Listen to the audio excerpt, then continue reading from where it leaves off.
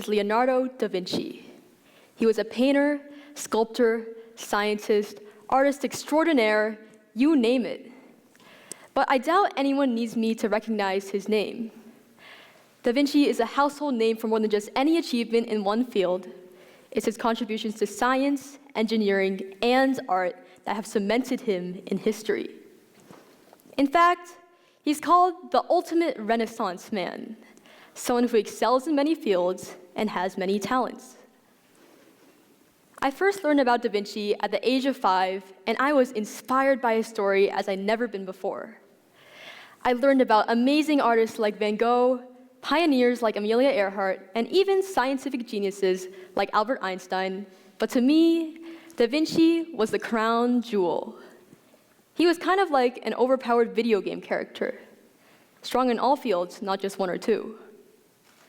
I loved the idea of pursuing anything and everything, from sports to art to music to math, and excelling at all of them. But as I grew older, I slowly realized that not everyone shared my mindset. The world seemed to be set on forcing me to choose a profession, decide between extracurriculars, and specialize rather than branch out. Innocent questions of, what do you want to be when you grow up, answered with the naive pirate or astronaut, soon became replaced with serious demands. What career would I go into? What would I major in college? These questions, according to my parents at least, were life-changing and everlasting, so I'd better pick wisely. From my freshman year on, I was constantly pressured to give up anything that wasn't essential to my academic aspirations. Even as I applied to colleges, I was told by everyone from friends to counselors to questionably reliable online forums to focus on one passion, one spike, so to say, because, well, colleges didn't want someone who was well-rounded and unfocused. They wanted someone who knew what they wanted to do. The message was clear. Being a jack of all trades, master of none simply wouldn't do in a more and more specialized world. And so, I began to panic. How could I possibly limit myself to one field? I simply couldn't fathom boxing myself into a passion and later a career for the rest of my life that I wasn't even sure I would be interested in. I wanted to become an engineer, a veterinarian, and a sculptor. But who could do such a thing? I wasn't Da Vinci. I felt like I had to sacrifice some of my dreams in exchange for the others. I slowly became more and more disappointed, disillusioned by the reality that my childhood inspiration was unrealistic. In fact, I began to wonder, would Da Vinci even have existed in the modern world of specialization? Now, to answer this question, I want to go back to one of my favorite childhood passions, origami. I'm sure many of you have folded paper stars, cranes, or boxes. I learned to do the same as a kid in Chinese school, but I wasn't satisfied just folding basic shapes. I wanted more and more complex models and new folding techniques. I consumed the small origami section of my elementary school library at breakneck speed, flying through each model until I mastered even the most complex one. At the time, my motivation was simple. I folded things that I thought looked cool. I didn't look below the surface of the art. But, as many people do, I began to lose interest in my childhood passion as I entered middle school and then high school. Time folding worthless paper declined, time studying for tests increased. Origami was just a craft. How could it possibly be useful to any real career? But one day, everything changed.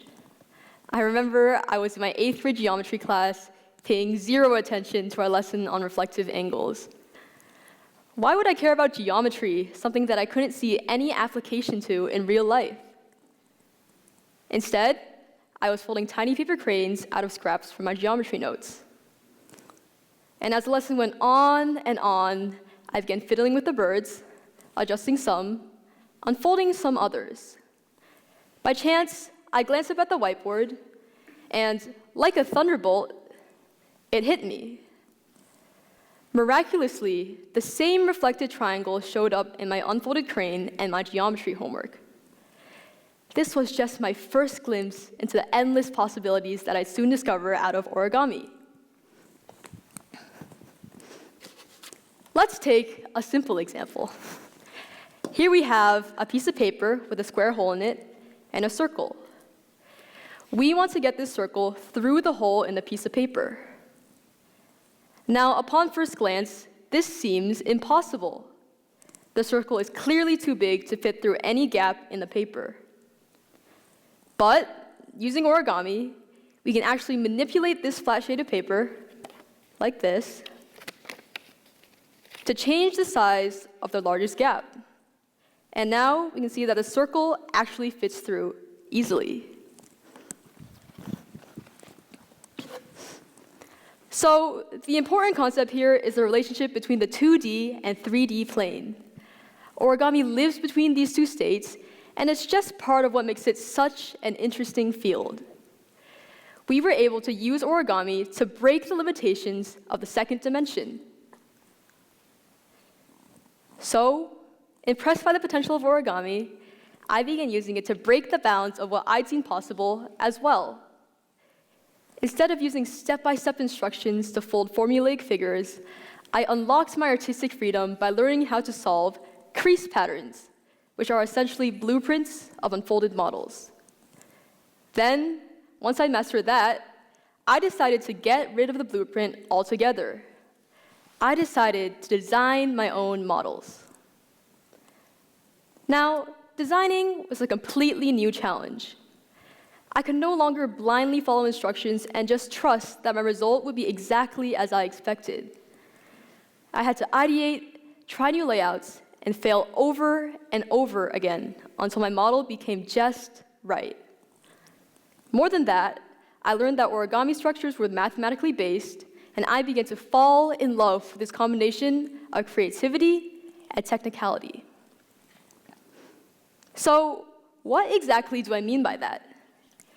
Let's take this songbird, for example. Structurally, we have 2 wings, 2 legs, 1 head, and 1 tail. We can actually arrange this songbird on a piece of paper using a technique called circle packing. Essentially, each flap is represented by a circle, with its radius being the length of the flap. So here we have 2 wings, 2 legs, 1 head, and 1 tail. So, is that it? Once we collapse this, we should have a songbird. But not quite. So this is the collapsed base. But that's not a songbird. Where's the delicate tail feathers, wings, and claws? The truth is, all that computing we did earlier does absolutely no good without something else to breathe life into the model. Shaping. It's through shaping that we can get from a crude base to this. And this is definitely my favorite part of designing, having the ability to take a replicable base and chisel out tiny details, whether an outstretched claw or sculpted eye. This is where originality and personality come in, things that truly make your models unique. It's this combination of mathematical structure and artistic freedom that makes my models possible. Now, I'm not even close to the first person to discover this.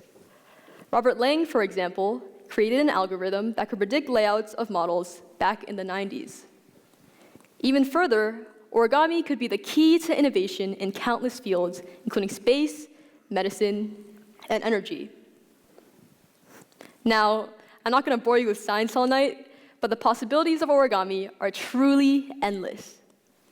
Collapsible bulletproof walls, transforming origami microrobots that can perform multiple functions without exiting someone's body, collapsible and deployable solar panels that can be launched effectively in space with just one motion. This is only a glimpse into what origami engineering can do. I've begun to realize through origami that maybe achieving all my dreams is possible, just not in the way I first thought. I might not be able to become a professional doctor, engineer, musician, and environmentalist all at the same time, but I can use aspects of each of them to bring new perspectives wherever I go.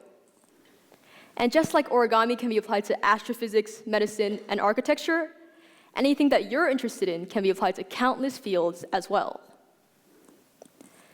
I used to think that origami was a one-dimensional craft for kids, but I discovered a world of innovation and possibility. I want to encourage you to do the same. Take one of your passions, any of them.